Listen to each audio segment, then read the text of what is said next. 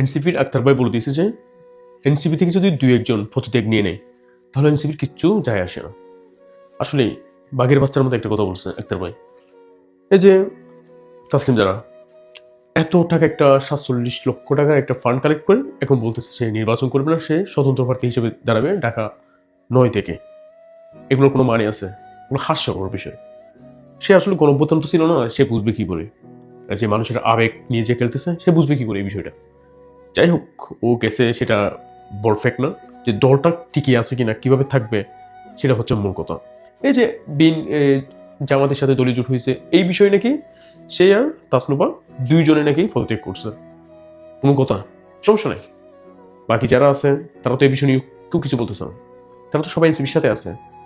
ইনশাল্লাহ জামাতের সাথে যেহেতু দলীয় জোটভাবে কাজ করতেছে, সামনে আগায় যাবে, ইনশাল্লাহ ভালো কিছু হবে। আমি তো আগে থেকেই বলতেছি, যে আগে থেকেই বলে আসছি, জামায়াত এবং এনসিপি এই 2টা দলের বাইরে আর কোনো দল ইনসাফের পক্ষে কথা বলবে না। হ্যাঁ, এর আগেও আরেকটা দল আছে, ইনকালাব মঞ্চ, হাদি ভাইয়ের দল। এটা এখন যেহেতু হাদি ভাই নাই, আমি জানি না আব্দুল্লাহ জাবের ভাই, আসাদুজ্জামান ভাই এরা কতটুকু আগে নিয়ে যেতে পারে এই দলটাকে। তার মধ্যে হাদি ভাইয়ের আসনে এখন দাঁড়াবে ওনার বোন।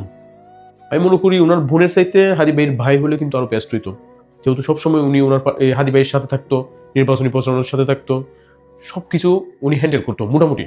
আর না হয় আব্দুল্লাহ জাবের ভাই, এই 2জন মানুষ থেকে যে কোনো একজন মানুষ হাদি ভাইয়ের আসন থেকে দাঁড়াক, আমি এটাই মনে করি, এটাই ভালো হবে। আর তাছাড়া হাদি ভাইয়ের বোনকে কয়জনই বা চিনে, মেয়ে মানুষ, সেক্ষেত্রে কথা বলা।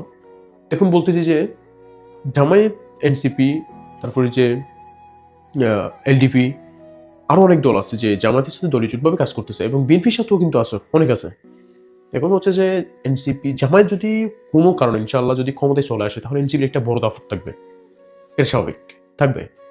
কারণ জামায়াত ইসলামের ভিতর যে একটা ইনসাফ, একটা মানুষের হক, এই বিষয়টা আছে, সেক্ষেত্রে এনসিপির কিন্তু গণঅভ্যুত্থানের কিন্তু অনেক বড় একটা অবদান ছিল, যার প্রেক্ষাপটে জামায়াত যদি ক্ষমতা আসে এনসিপিরও একটা বল থাকবে, এটা স্বাভাবিক।